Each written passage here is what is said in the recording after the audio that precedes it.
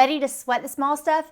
In this video, we are going to talk about microcopy. These are tiny snippets of words that punch way over their weight class when it comes to your brand's overall messaging. By the end of this video, you're going to know what the heck microcopy even is and why you need these tiny scene stealers all over your web copy. Plus, I'm going to show you more than 12 examples so you can understand how to DIY this on your own. Hello, if we've not yet met, my name is Ashlyn Carter. I'm a conversion copywriter and brand and launch strategist for the Creative Entrepreneur Set. I'm all about helping you figure out how to make more money with your words. And by the way, if your ears perked up when I said brand voice because you were thinking, that would be nice if I knew what mine is, then be sure to look down below. I've got two things that'll help you. One is my brand voice vibe quiz you can take, and another is a guide you can download, print out, and work through as well. Okay, let's get into it, starting with number one. What is microcopy? While you may not have known the name until now, you've absolutely interacted with this. Originally bubbling up from the world of UX design, microcopy has since trickled into the digital world to really help support a customer or your clients along their customer journey. It's a tiny blurb that gives a helpful hint,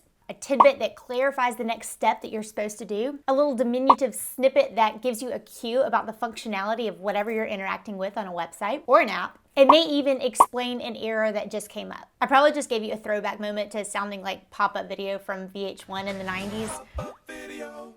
But you're going to see loads more microcopy examples as I go through this video because I think that's the best way to be able to show and tell you what I mean. These teeny little bits of copy that even show up on products, physical products, you can find microcopy there, or placeholder text in different forms that you'll interact with. These all do something big, and that is shape your user, your reader's experience. They're conversational, they're brief, they're to the point. There isn't rambling because you simply do not have the room for it. But here is my spicy take on microcopy. It should veer towards, at least whenever possible, being charming and on brand, delightful, clever. Why? Because the undergirding psychological win of microcopy is that it is a trust builder for your brand. Its very basic task is to win you more of those know, like, trust factor points as, again, your customers, clients, readers, prospects, whatever you want to call them, as they interact with you and your business. I know I sound a little bit like that one time at band camp, but back when I worked in corporate marketing and I was on the Delta Airlines account, one thing that I helped do was support the Delta SkyMiles product. And one thing we did specifically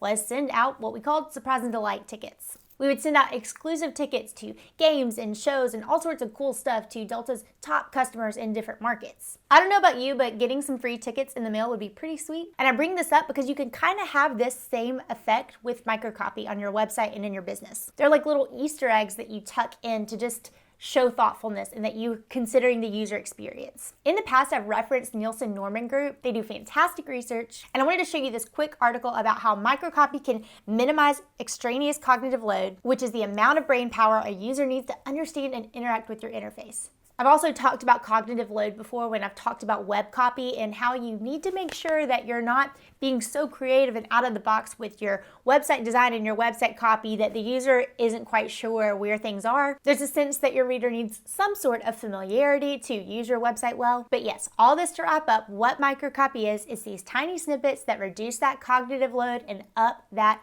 surprise and delight, know, like, trust factor. Okay, now that you know what it is, I want to show you lots of examples of microcopy in the wild. You will see microcopy pop up in things like error pages, buttons on them, and also below a button. You'll see them in search bar or placeholder copy in a form, loading bar copy, and info box hover. You also saw it, especially when GDPR first kicked off and everybody had the little footer at the bottom of their website that talked about what kind of cookies they liked. That's a great example of microcopy. Okay, let's look a little bit deeper at some of these subconscious influencers in the wild, starting with a few that you may have seen if you've ever used Slack before. Software as service companies tend to be great at microcopy. Another work tool that a lot of us creative entrepreneurs use is Canva. They also slay with microcopy. It's all over different search bars and things that you would have to do to better use the product. I don't know if anybody remembers this too, but they used to, while the page was loading, show some kind of funny quip or Picasso quote. That was a cute way to fill time as things were loading. HoneyBook does a good job of this too.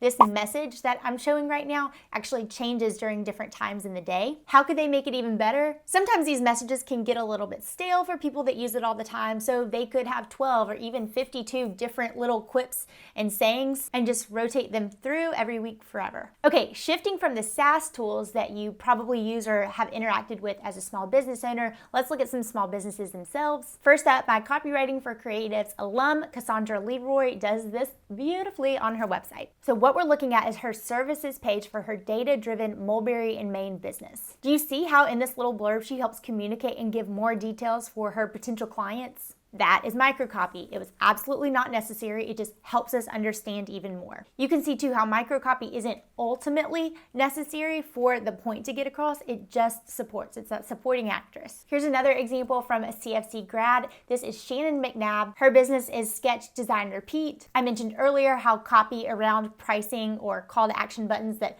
push to an order form can be really helpful. I'll jump into using my business as an example because you'll always see these when you're checking out on different sales pages I have. I also like saying how long a blog post is, and one of my favorite ways to use microcopy is in the little placeholder text that you have when you build out forms. That is a fun little tongue-in-cheek way to add some personality. Earlier when I was talking about HoneyBook and rotating, Care/of does a great job. They must have like all of these messages just teed out, and I'm on some sort of automation, but it's funny, it changes all the time, it makes me smile. Okay, moving into number 3, how to write microcopy. Now you know what it is, both by definition, and we've looked at lots of examples out there. So how can you write microcopy in your own branding? First up, define your voice on paper, not just in your head esoterically. Copywriting for Creatives, friends, you know you have your entire brand messaging style guide, that multi-page doc that has your voice drilled down and on paper. You also hopefully have your copy bank kit loaded up with different little snippets that you could use. Again, if you need help starting with voice, don't forget to look down below. I've got that quiz and my brand voice guide that will help you.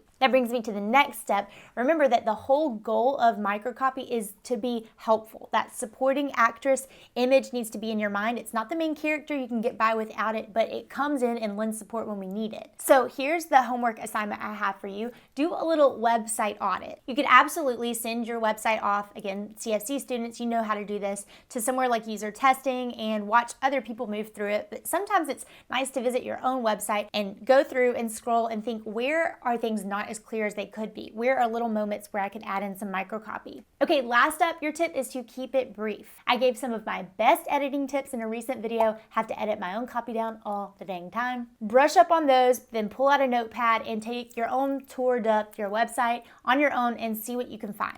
Where would be a fun moment for a little Easter egg or surprise and delight moment along the way? Where can you give those moments of kind of like sending someone some free tickets and making them think, oh my gosh, they considered my experience throughout this? Boom. All right, now that you know what microcopy is, you're going to see it all the time through the microcopy examples that I showed you. And I hope now you're able to get cracking on making some tiny tweaks in your own web copy too. If you like this video, let me know by clicking that like button, comment below any questions that you may have, and don't forget to hit the subscribe button for another copywriting training coming your way. And after that nerd out sesh on something as small as microcopy, if your heart is pitter-pattering a little bit, then maybe a writing service business is a fit for you. If that's you, be sure to watch the next video I've got teed up and taking you behind the scenes of what it took to build and start my own copywriting business. Thanks so much for watching. Here's to working from a place of more rest, less hustle, and I'll see you in the next one.